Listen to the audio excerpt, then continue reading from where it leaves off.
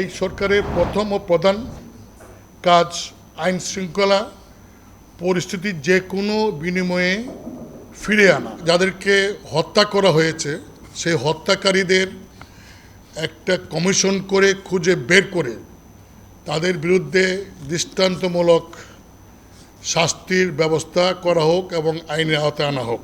উৎপাদিত পণ্য যাতে রপ্তানি করতে পারে তার জন্য সরকারের পক্ষ থেকে যা যা সহায়তা করার সেই সহায়তা যেন করা হয় সেটা আমাদের দাবি।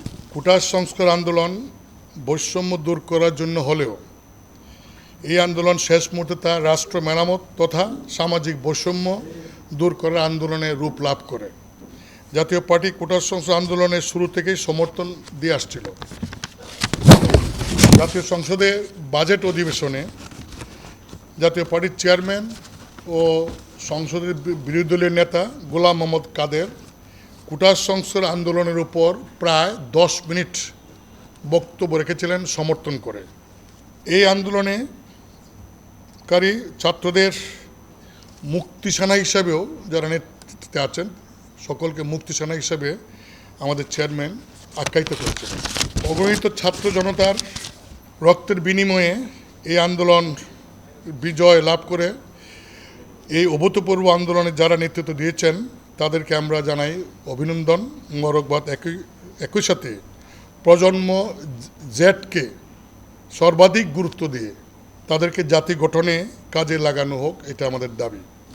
গতকাল একটি অভূতপূর্ব বলব সরকার এই দেশের সমস্ত মানুষের সমর্থনে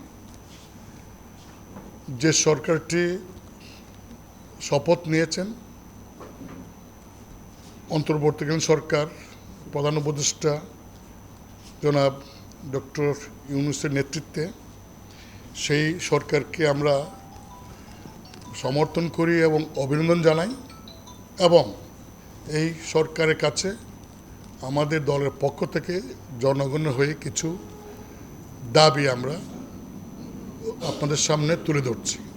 প্রথমে আমাদের দাবি যে এই সরকারের প্রথম ও প্রধান কাজ আইন শৃঙ্খলা পরিস্থিতি যে কোনো বিনিময়ে ফিরে আনা এবং পুলিশ বাহিনীকে অবিলম্বে তাদের যৌক্তিক দাবি পূরণ করে তাদের যথাযথ জায়গায় কাজ করার, আইন শৃঙ্খলা রক্ষা করার ব্যবস্থা করা হোক। 2, আন্দোলনে যে সকল ছাত্র জনতা শহীদ হয়েছে তাদের পরিবারকে ক্ষতিপূরণ, যে সমস্ত পরিবারের ডিমান্ড আছে এরকম পরিবারের একজন করে চাকরি প্রদান এবং এই আন্দোলনে গণ অভ্যুত্থানে যাদেরকে হত্যা করা হয়েছে সেই হত্যাকারীদের একটা কমিশন করে খুঁজে বের করে তাদের বিরুদ্ধে দৃষ্টান্তমূলক শাস্তির ব্যবস্থা করা হোক এবং আইনের আওতায় আনা হোক। এবং একই সাথে বিভিন্ন স্থানে এই সুযোগে বিভিন্ন থানা আক্রমণ করে পুলিশ বাহিনীর সদস্যদেরকে যারা অন্যায়ভাবে হত্যা করেছে তাদেরকেও এবং লুটপাট করেছে তাদেরকেও আইনের আওতায় আনা হোক। 3, অর্থনৈতিক চ্যালেঞ্জ মোকাবেলায় সর্বোচ্চ গুরুত্ব দিয়ে রেমিটেন্স প্রবাহ বৃদ্ধি, রপ্তানি বাণিজ্যে অগ্রাধিকার, দেশি বিদেশি বিনিয়োগ এর নজর দেওয়া এবং ফ্রিল্যান্সারদের সর্বোচ্চ সহযোগিতা করা দরকার। 4, সকল মিল কারখানা, ব্যাংক ও বাণিজ্য প্রতিষ্ঠানসমূহে নিরাপত্তা বিধান করে যাতে কর্মকাণ্ড চালাতে পারে তার ব্যবস্থা করা দরকার এবং বিশেষ করে গার্মেন্টস ফ্যাক্টরিকে উৎপাদন যাতে ব্যাহত না হয় তার জন্য এবং উৎপাদিত পণ্য যাতে রপ্তানি করতে পারে তার জন্য সরকারের পক্ষ থেকে যা যা সহায়তা করার সেই সহায়তা যেন করা হয় সেটা আমাদের দাবি। 5, দ্রুত স্কুল, কলেজ, বিশ্ববিদ্যালয় সহ সকল শিক্ষা প্রতিষ্ঠান খুলে দিয়ে ছাত্রদের পড়ার টেবিলে ফেরত নেওয়া, বর্তমান যে নির্বাচন পদ্ধতি সেই নির্বাচন পদ্ধতিকে পরিবর্তন করে প্রয়োজনীয় সংস্কার করে আনুপাতিক হারে নির্বাচনের ব্যবস্থা করার জন্য জাতীয় পার্টির পক্ষ থেকে আমরা অনুরোধ করছি।